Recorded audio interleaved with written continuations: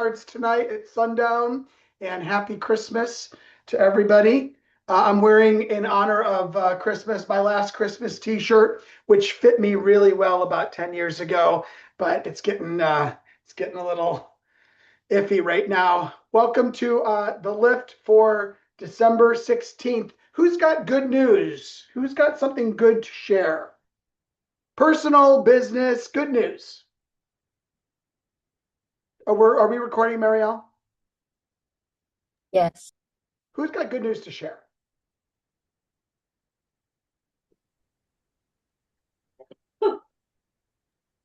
I'll go. I put some challenging clients under contract on a property that I did not think we were going to be able to get to the price that we did. These are buyers, but we got the sellers down. So I love it. Good job. Other good news. I'll add something, Russ. I got a referral a few weeks ago from Dakota Cordell up in Kremling, Yeah, and referral for some buyers. They took a little time, but we signed a buyer agreement last night. I love it. Great job. Other good news. I had to leave the Christmas party early, but with good news because my son's seventh grade team won their league basketball championship. So I love it. Congratulations. I have some good news I want to share. My daughter, who is 26, is closing on her first house tomorrow.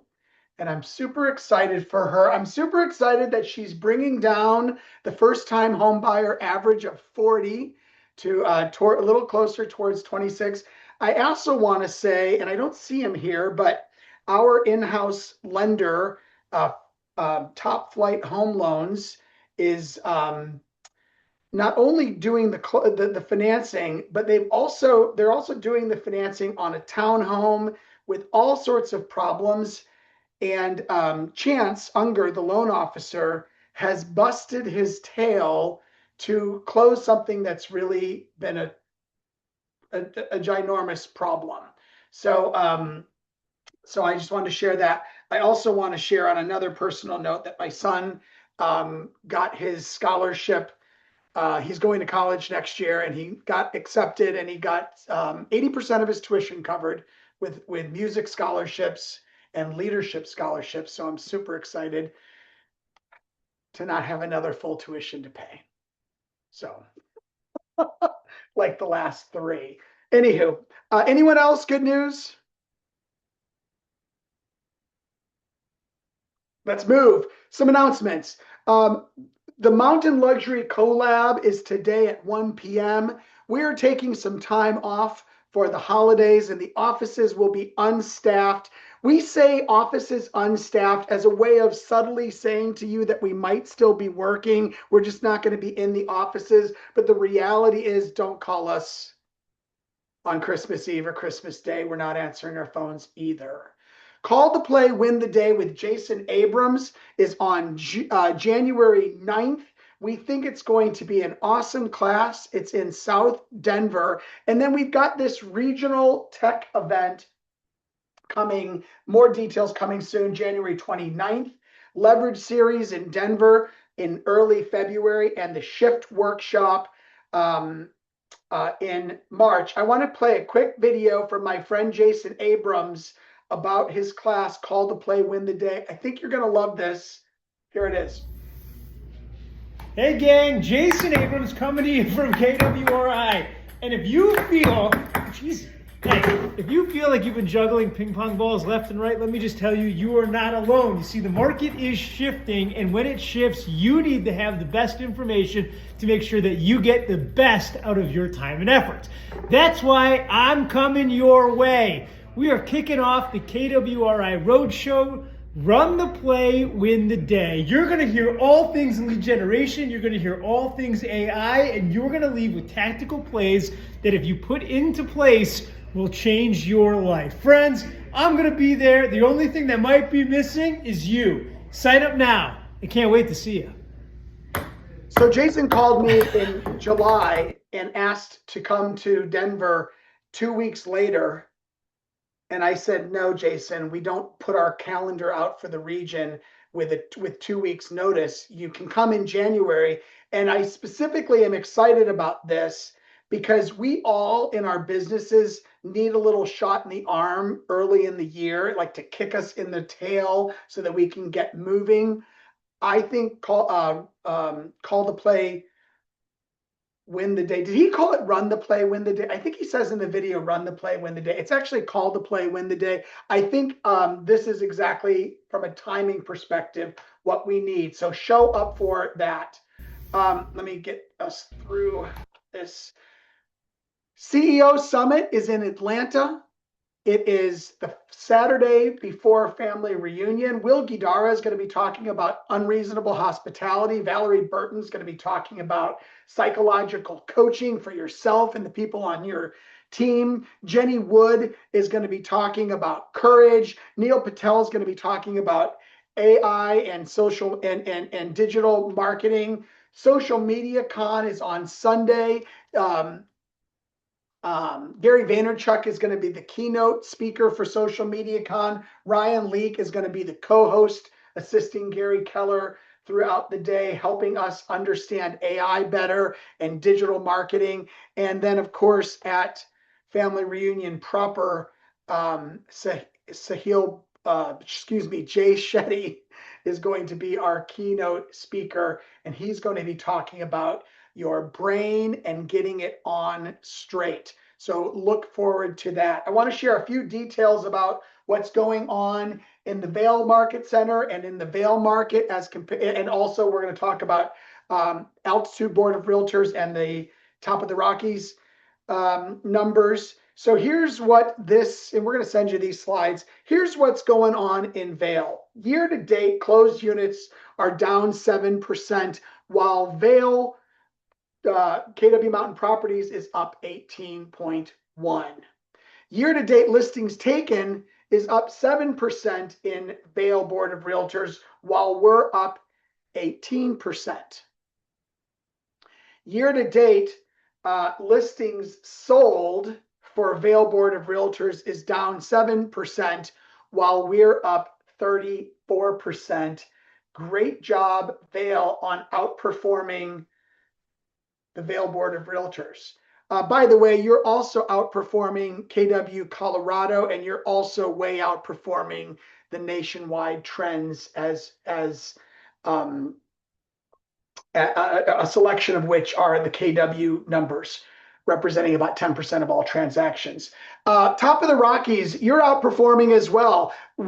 Units are down 1% while we're up 41%. Listings taken are up 5 while we're up 14. Listings sold are down 1% while we're up a remarkable 36.4. So great job, Top of the Rockies, outperforming the board and the region and KWRI as well. Awesome work, everybody. Katie Briggs. Katie's our productivity coach. What do you have for us today?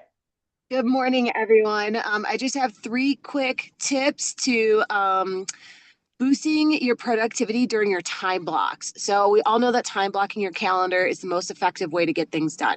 So first of all, you're going to want to eliminate all of your distractions. So silence your phone, close unnecessary tabs, and let other people know that you're not available. We also want to work from a written list. So have a defined goal and defined things of to-dos during that time block. Last up, set a timer and move fast. So for example, a 30-minute time block, set a 25-minute timer, try and get everything done in that time and save that extra 5 minutes to go stretch, take a walk, get a drink of water, and whatever it is. Hope you all have a great day. Awesome, Katie. And if you want more productivity tips from Katie, you can sign up for coaching with Katie. Just reach out to her and she will put her info in the chat, or you can reach out to me and I'll get it to you. I want to recognize some great production. These recognitions are all based on regional numbers, and those who from the market centers were recognized yesterday on the regional rally. Lindsay Morrow for the region as an individual agent was number 7 in GCI, number 6 in closed volume. Carrie George, number 4 in closed units. and number 9 in volume. Dan Derman up in Estes, number 4 individual in closed units, and Katie Briggs, number 5 individual in closed units. Great job, individual agents, top of the Rockies. Also, teams and groups.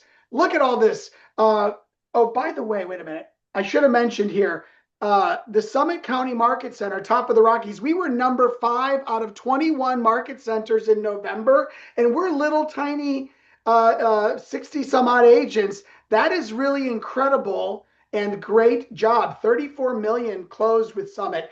For teams and groups, Jay Lux was number 2 in GCI, number 1 in volume, number 4 in units. The Skinner team, always perennially in the top 10, number 9 in closed volume. The Thompson group, also always up there, number 8 in GCI, number 10 in volume. Signature Home team, number 8 in GCI, number 4 in volume, number 4 in units. And the Barnhill group, number 4 team in units.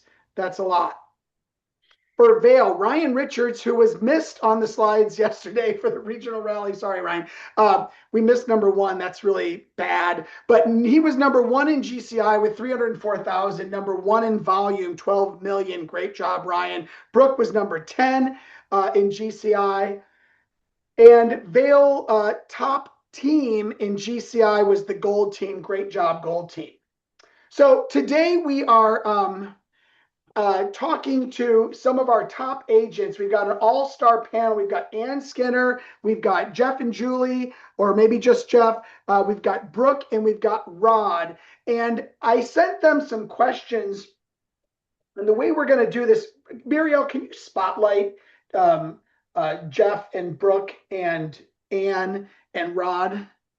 We're going to talk to them about mainly listings, because we feel like, as we get into the new year, focusing on listings and doing everything you can to win as many as possible really matters. So what I'm going to do, I've got 5 questions that I've sent to them. They're ready to go. And we are going to quickly go one at a time with these questions. Ann Skinner, we're starting with you. What exact listing source is producing results for you right now?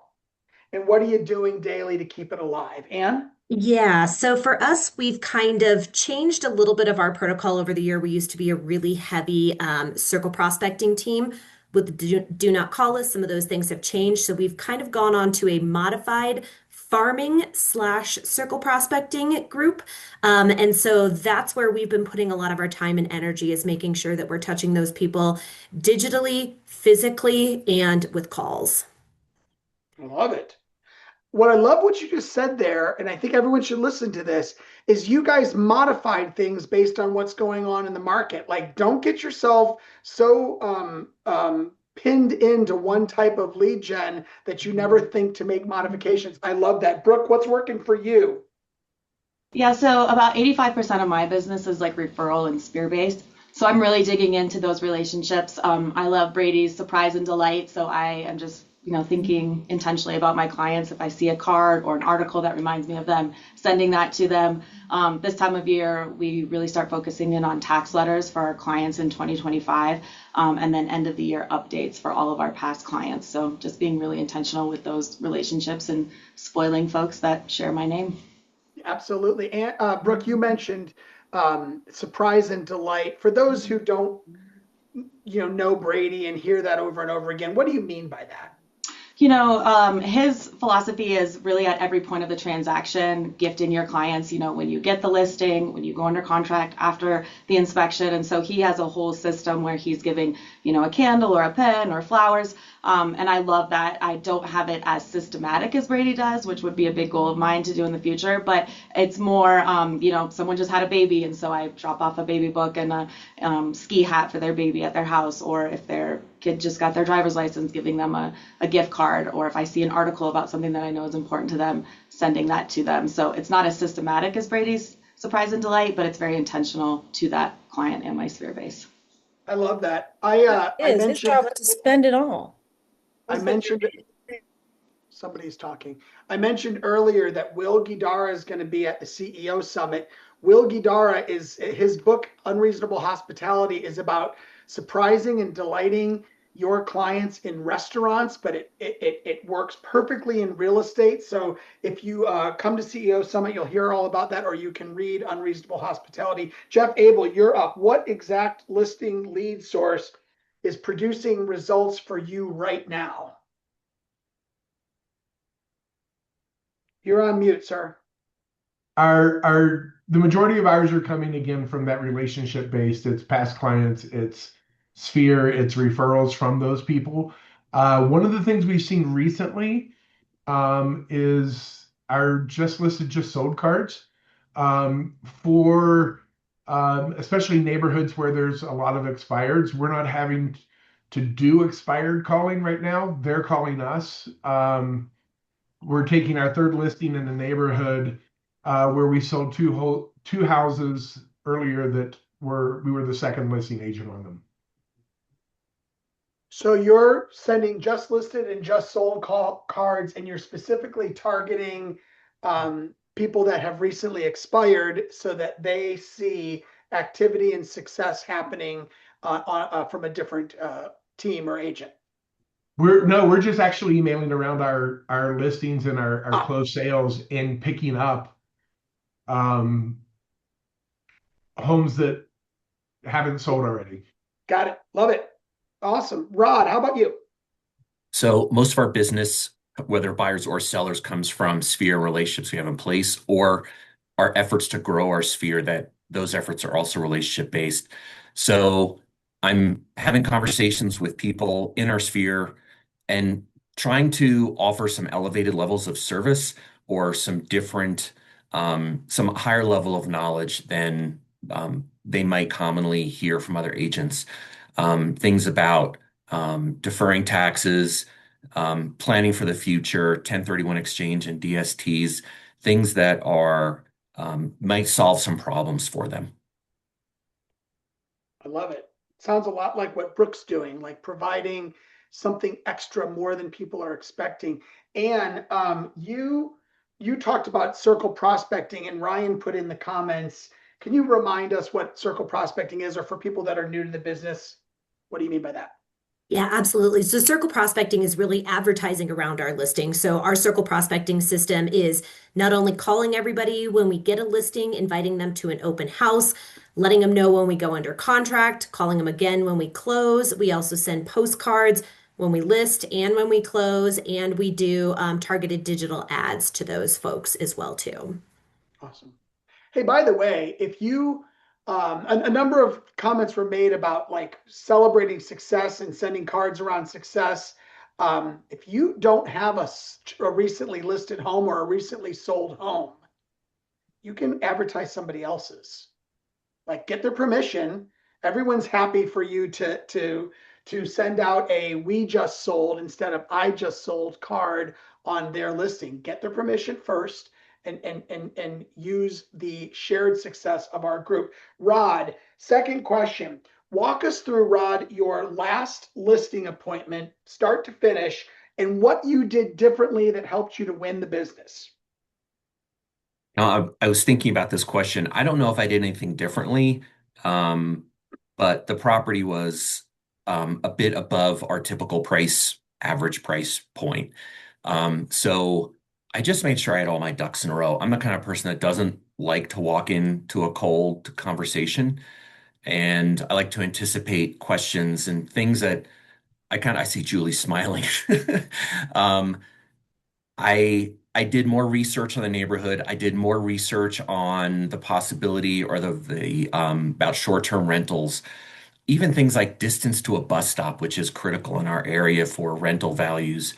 Um, and I looked more at the history of the building, and also I try to understand this particular seller better and what he might be looking for to address things before he even asked the questions. So this seller saw that I was the right person to work with him because I was already thinking the way he was thinking about what he needed or what he wanted.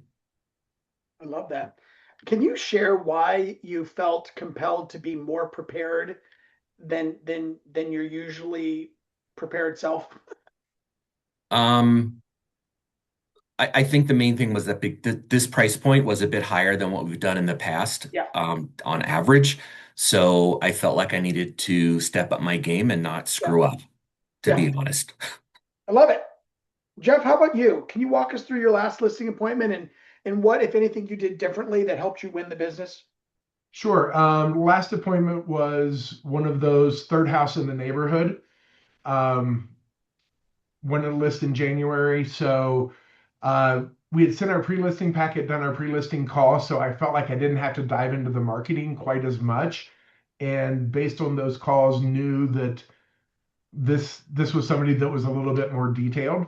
So really kind of breaking down market stats, being that expert of, no, this is why we need to price where we're going to price. And then as the pricing conversation happened, really kind of saying, here's our window. Based on what you've told me, I think this is our number. And he said, well, I like this number that's higher. And I said, well, we can go there, but then we're having another conversation in a week after we list. So would you rather get people in there that first week? Really just being straight and upfront about where the market is, and not sugarcoating anything at this point, because setting those expectations is really important right now.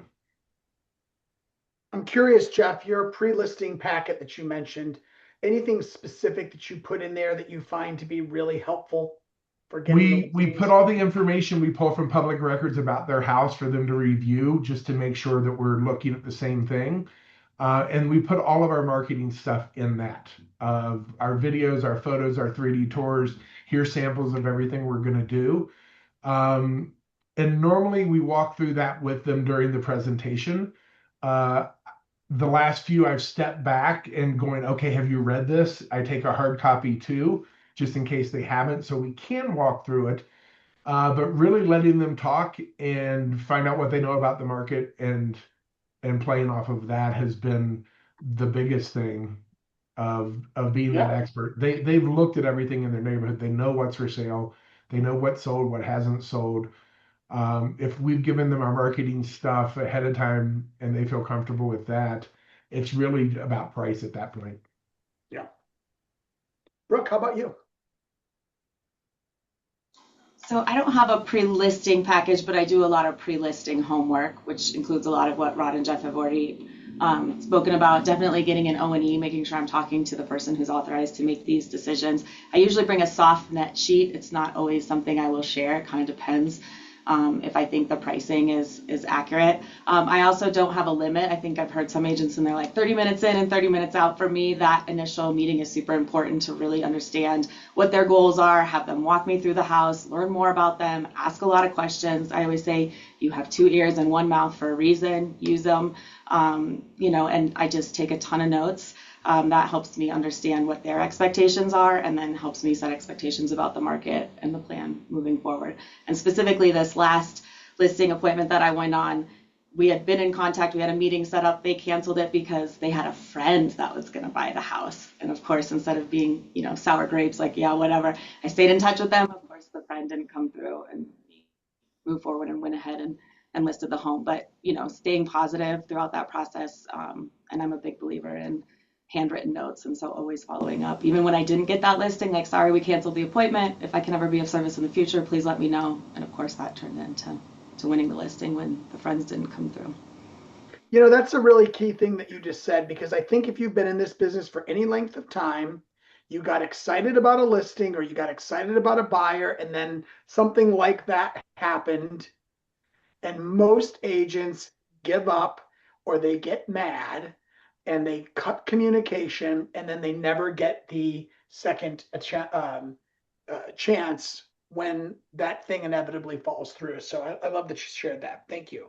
Yeah, just piggybacking along that too, if I know that I'm going up against other agents and I don't win the listing, I always keep it super positive with the seller and also with that other agent. Oh, I saw you got this listing. That's great. Hopefully I can bring the buyer. And I just think keeping that professional rapport and keeping it really positive is super important. Absolutely.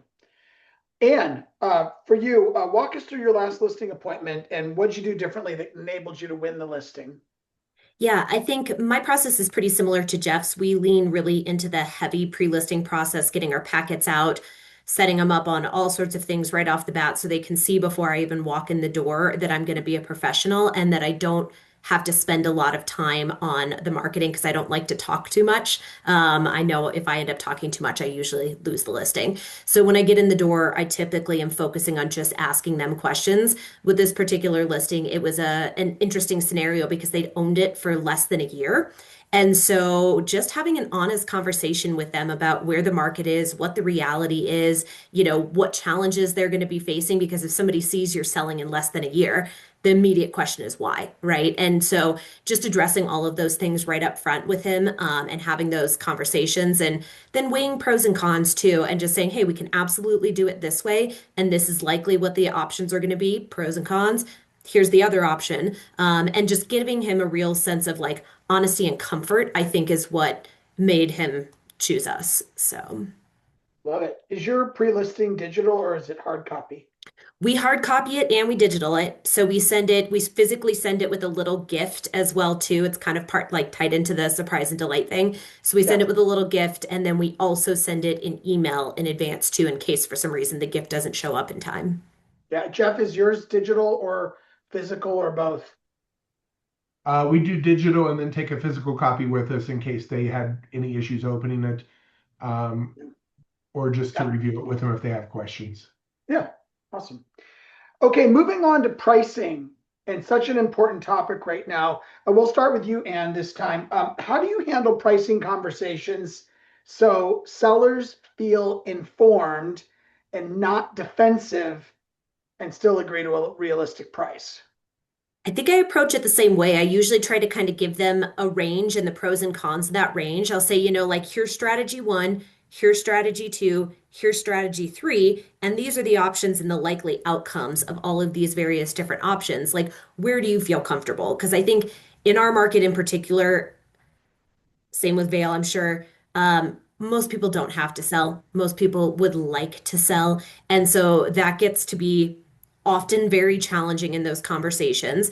And so a lot of times, if they do want to shoot for the moon, I'm not always going to be willing to shoot for the moon, but I may shoot over a little bit and then just have that realistic expectation and say, okay, we are going to need to watch what the market tells us in the first 7 to 14 days. We know if we are not getting showings, and we also know if we're getting showings but not getting offers, that we've missed the mark and we need to be ready and willing to make those changes to achieve the goals that you set out here. So just having that transparency, that honesty, and letting them decide what's the right solution for their particular scenario. And just like Jeff had pointed out before too, based on what you've told me, here's what I would recommend because you told me XYZ, blah, blah, blah. Got it. Brooke, your thoughts on handling the pricing conversation? Yeah, I agree with a lot of what Ann is saying. We don't always have those super motivated sellers. That sometimes is a want, not a need. I think Brendan Bartik said it best recently that we're not pricing for the last sale, we're pricing properties for last week's price correction. And so I've been a lot more intentional about calling other brokers that have similar price properties or comparables in the area to find out how many showings they're getting, what's the feedback been, so that I can also set those expectations for the seller that, showings have been a little sluggish at this price point, or, we should expect 3 to 5 a week, or and also brokers love to talk about themselves, so they'll tell you, if they got offers, or they always want to share that information, so don't ever hesitate to ask. I bring a lot of comparable data. Recently, I did start adding Zillow, Redfin, Realtor, RPR, and Homes.com values to my CMA because I know that's where the clients are going to get their numbers. So if they say, well, this is 25% higher than what you're telling me, so that we're prepared to have those conversations, we know what that number is ahead of time before we're going into that meeting. And then, defend and support, but also, it's up to the client at the end of the day. And I'm bringing back something from, I think, 10 years ago. It's been a while since I've said it, but if they really are unrealistic, just reminding them that it would be unethical for me to list their house at this price point. Can we do it? Yes. Do I think it's going to sell there? Probably not. And also referring back to some of those conversations if they have amnesia 2 or 3 weeks down the road. To Brooke's point too, we spend a lot of time of our pricing in this current market, pricing to what's on the market and not what's sold. That's kind of exactly what Brendan Bartik said, because people don't care what sold 3 months ago. They care what they're competing against. And so there's been times where I've even had to take my clients into other homes on the market and be like, put yourself in the position of a buyer. Would you pay more for your home or would you pay more for this home? So I'm really focused on that data of what's actually on the market. Right. Okay, Jeff. You're muted. Again, a lot of the same. We've been pulling days on market and actually history so I can show them how long it's been and how many price changes have happened. Something that obviously we haven't had to do for the last several years, but really just being prepared to set again those realistic expectations and being willing to kind of say it's not going to sell at this price. We may not even get any interest at this price. We have taken a couple that we knew were going to be a challenge to build a relationship because the seller has a lot of property. So that was for a chance to get and build a relationship with them and communicate with them regularly why they weren't getting showings, and they understood that going in. They were pretty savvy. But we were able to build a relationship. So that was, again, if you're having trouble coming up with a price, you've got to decide, is it worth me spending the money to market this knowing that it's not going to sell, or am I investing in a relationship? And sometimes I think that's okay if you're doing it intentionally. But just throwing money after a listing that you know is not going to sell is obviously not a good decision. We also send out a Monday report to everybody once we have a listing, showing them all the Zillow views, all of the Matterport views, all of the MLS views, all of our social media views and interactions and all of that. So they proactively know what's going on and that we're working for them. And we started that as we started seeing days on market go up, so that they weren't calling us going, what are you doing this week? They know exactly what's happening every Monday from the previous week. Yeah. Yeah, we've been in a market where you didn't have to do that every Monday thing, and that market's gone. Rod? So I agree with what Ann, Brooke, and Jeff has said. We do a lot of those same things also. I'll add a couple things. One is setting expectations with the seller up front about what the market's doing and showing them graphs or data to support that. I'm not just making this stuff up or pulling it out of the air. Um, I'll also ask questions to find out if this place doesn't sell, what's your backup plan? Do you have to move? Do you want to move? If you are moving, because if it's a lifestyle change, what are the advantages? What are the benefits of where you're going next? What are the costs if you don't sell? And I don't mean just financial, because like there's holding costs and carrying costs in a lot of these mountain communities where we live and work. It could be thousands of dollars a month for utilities and taxes and insurance. And that's no small load to carry for 6 months. Um, and they're kind of their internal costs, not financial. If they don't move on, if they don't move to where they're going, what are they missing out on? I don't use that like a stick to beat them up with, but it's just to bring to the forefront what are they what are they missing out on, maybe in their family, or are they jeopardizing a new job? Um, so there are costs to inaction. And I mentioned before, like sometimes you better sell now or you're going to get hit with a giant tax bill because, you're within a certain time period to take a capital gains tax exemption, but you wait 3 months and you're not. So I try to point these things out, setting expectations up front, about what the market's doing and what it'll be likely to sell at. Yeah. Okay.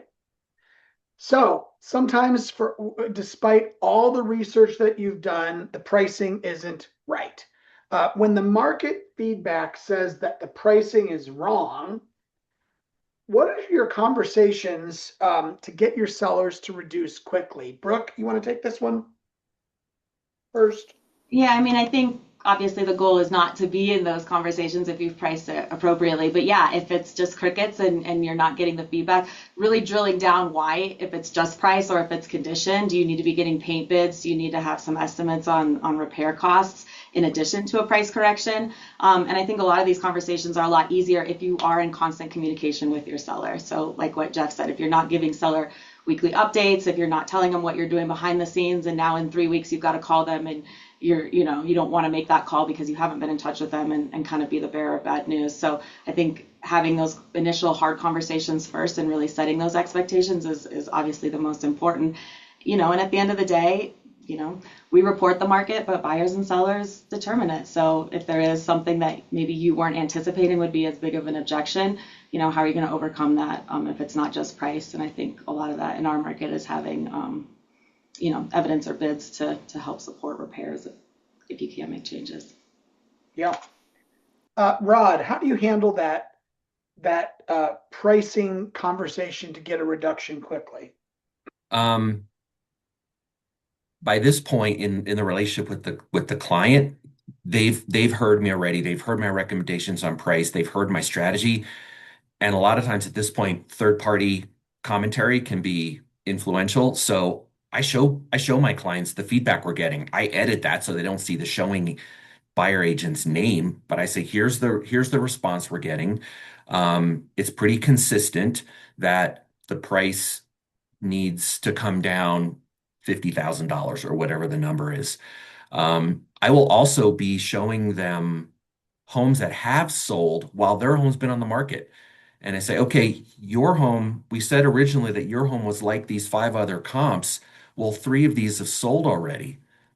They looked at your house, but they decided to buy one of these. Your house, I'll compliment them. Their house is beautiful. I'm sure it's going to sell, but people are making a decision. They're seeing more value with those other 3 homes that have sold, and yours didn't win. So what can we do to make yours look to be a better value? And sometimes that's about price, like Brooke said. Sometimes that's about condition.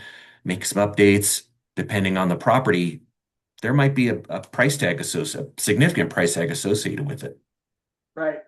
So buyers came in, they looked at your house, and then they bought this one, that one, and the other one instead. What can we learn from that? That sounds better than what I said. And how about you? I think I do all of the same things that both Brooke and Rod mentioned already. I think the only thing that I add on to that is I kind of got this line from Brady, but when he calls a client to discuss that, he's, ring, ring. Hey, it's Brady. Hey, I don't know if you're as concerned as I am, but we haven't received an offer on your house. Here's what I'm seeing and why. And so just that adding that level of concern, that verbiage makes people go, oh, okay. So that's just one little script I've been using more. I love that.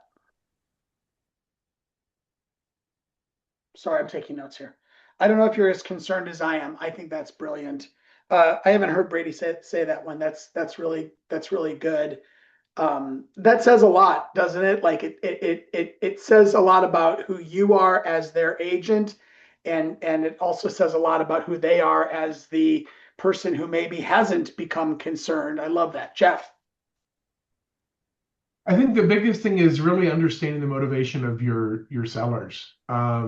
If they're, again, in the mountain communities, a lot of times it's not I don't have to sell, I'd like to sell, and their motivation isn't as high. When you've got somebody with a higher motivation, obviously this conversation is a different conversation. For us, it's continuing to come back and say, hey, has your motivation changed at all? We've been on the market for a while. This is what's happening. These are, again, showing them what's sold and that they're helping sell other homes has been really good for us. And sometimes it's just having the honest conversation of, the market is what the market is, and it's not going to support the price you've told me you have to get out of this. Let's pull it for a bit, revisit this after the holidays. And we've been able to extend some listing agreements by agreeing to take it off for a while versus them feeling pressure to do a price drop. And knowing that we're going to have a different spring market than we have in October, November, and December, probably, just buyers looking wise, that buys us some time, allows us to see what the market does with comparables. And a lot of times those are just sitting too. So instead of racking up days on market, we're doing a fresh reset. They feel better about that and they trust us more going back to market the second time. Love that. So we've got one more question for our panelists. If you've got a question for them, we may have a little time at the end. Stick it in the chat and give me a thumbs up if you're getting one or two strategies out of this conversation so far. I've got a ton of notes myself. Give me a thumbs up if you're getting something. Last question, and we're going to start this time with Rod. If you had to secure 2 new listings in the next 7 days and life depended on it, Rod, what would you do? I would be talking my sphere more. Um, my wife and I, Rebecca and I, use our CRM at a reasonably high level. So we're ranking people and we have priority people and then longer term nurture people. So I'm talking to the people that I know had expressed some interest in selling, or they were asking these kind of green flag questions where they're thinking about it. So they say, "Oh, in a year." Well, that could mean 6 months if something changed. So I'll call them, ask if anything's changed in their life or their finances. Have they seen anything else on the market? Because they're on Zillow, they're looking at what's on the market. Where could I move to? If something's changed with them. So I'm talking to my high priority people, and it's not a "Hey, are you ready? Are you ready? Are you ready?" phone call. It's tried and true relationship forward calls, and then we're sprinkling in a little real estate. Love that. Anne, if you had to get 2 listings in the next 7 days, what would you do? Ooh, that's a really tough question. I'd probably explore more than one option just to like cover all my bases. So we would maybe do either a client event, either a class or an actual event to get people so we can get a whole bunch of them at once and try to get that those conversations flowing and relationships built. So we'd probably explore that strategy. We'd probably lean in on our circle prospecting and throw in maybe some door knocking, honestly, in some of our higher end neighborhoods, and pop into some of those and see if we can't get something there. And then probably on top of that, we would maybe work on our expireds and for sale by owners a little bit harder than we do currently. I love it. Action. I love hearing action. Jeff Abel, if you had to secure 2 listings in the next 7 days, what would you do? If I were you, I'd put your wife on it, but well, that true. That too. And that's what I would do is her working on Sphere, making calls. Who do you know? We're going to dive into our database. We're going to look at anybody that's looked at a market report or requested a home value in the last 6 months. And we're going to hit them hard and talk about their timeline because they don't think listing timeline, they think moving timeline. So if we can talk to them and tell them what days on market looks like, their listing time moves up 2 to 3 months probably.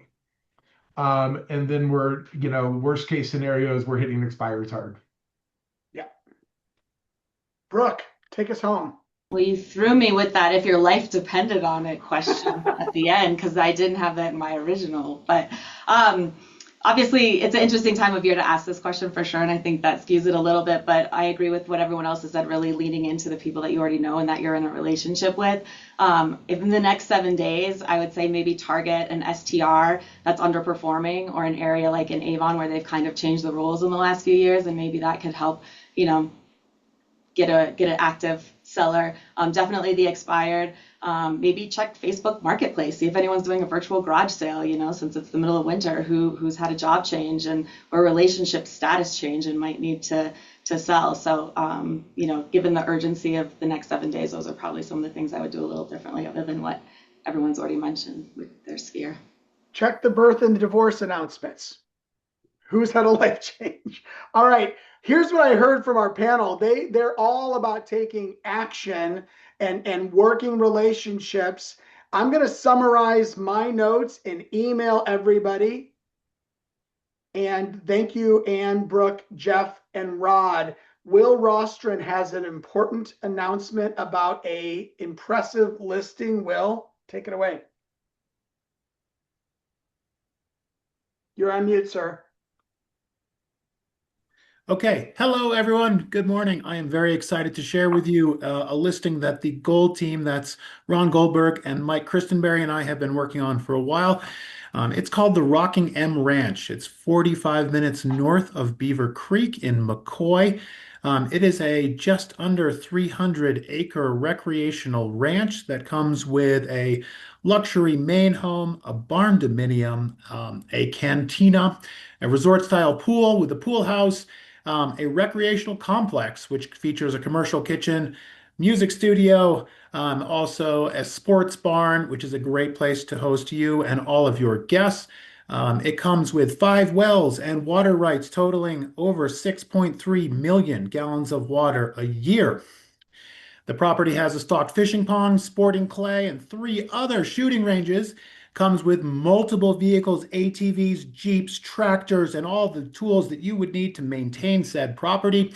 There's a wide variety of hiking and ATV trails which extend across the property and onto the neighboring BLM land. This property is offered in turnkey shape and is perfect for relaxation and rugged exploration. The price on this is only $17.5 million, which really, if you think about all you get there, is pretty amazing. And I am so excited to tell you that the seller is generously offering a 2.5% compensation. So you guys should bring a buyer. This property will be live in the MLS on the 20th. Some of you are already aware of it. If you have questions, I think I just put a link in the chat to everyone, or I will just now. And please check out the website, be in touch. Really exciting opportunity for you guys to make a ton of money and sell something that is super fun. So thanks for listening. All right, appreciate that. Thank you all for being here. We are back on January 6th, 2026. I can't believe I'm saying that. Happy Hanukkah, Merry Christmas. See you all after the new year. Let us know if you need anything. Take care, everybody.